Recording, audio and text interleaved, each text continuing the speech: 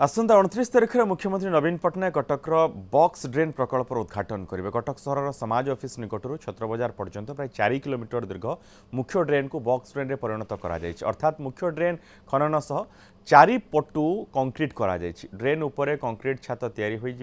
गमनागमन पर विकल्प चौड़ा रास्ता तैयारी पारी। बॉक्स ड्रेन फल ड्रेन भितर को अलिया आवर्जना जीवना और सहर भिड़भाड़ अंचल सहज यातायात विकल्प गमनागमन रास्ता संभव हो पारी। माननीय मुख्यमंत्री नवीन पट्टनायक रूपांतरीकरण आमको से सुजोग देते टंका सांसन करते टेंडर करते प्रक्रिया आम कार्य परिचालना करूँ एपरी भाव में परिचालना करूँ जोटा कि 9 वर्ष धरी पेंडिंग थिला 2 वर्ष आज गोटे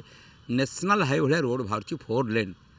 छत्रबजार गमाड़िया पर्यंत 4 लेन गमाड़िया समाज पर्यंत जगह ना 2 लेन लाइटिंग आरेंजमेंट गोटे कटकर 100 वर्ष दुख मशा माछी पचा गंध 3-4 मीटर गोटे बड़ ड्रेन मेन ड्रेन जहाँ कहुए अलिया आवर्जना और सबुठ दुर्गंधमय परिस्थिति आज दिन में भितर जड़ी गोटे पड़ पार।